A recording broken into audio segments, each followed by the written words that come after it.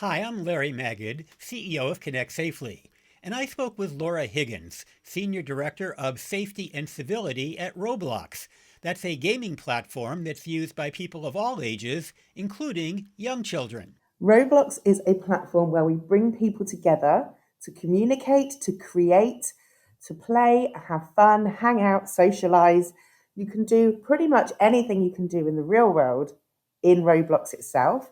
Everything is created by our incredible community all over the world, young people. We have well over 1 million people creating both avatar items and experiences. You could go work in a pizza place, you can drive racing cars, you can be a bird and fly around, or you can go and play soldiers, whatever it is that you want to do. That there is an experience for you on Roblox. So we have very, very strict rules about what is allowed on the platform. We have clear community guidelines, which everybody has to follow, whether they're creating or just coming and playing or hanging out with their friends on the platform. So we're very clear about what is allowed and what isn't allowed. We also put lots of moderation tools in place. We have thousands of human moderators all over the world who speak different languages and provide support 24 hours a day, 7 days a week.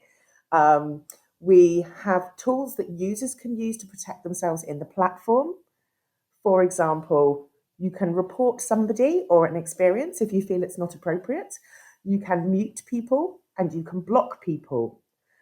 We also have a lot of automated tools which are there to protect the community, including filtering for the online chat that we have in place. So nobody is allowed to share personal information or anything that's going to potentially put them at any risk.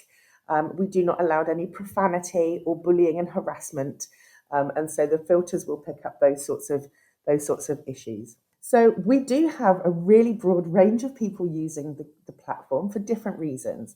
We have something called experience guidelines, which again we would recommend that parents spend some time to have a look at. So we have some things on the platform which are universally okay, they're age appropriate for all ages. And then there are some experiences that would be suitable, for example, for 13 plus, the tweens and teens. And then we have some which are actually suitable for the older people on the platform. So we do age verify. People can submit their ID.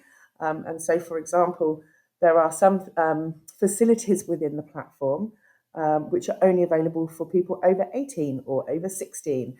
And so when we verify how old people are, then that will apply and they will be able to access things that are perhaps more suitable for their age group.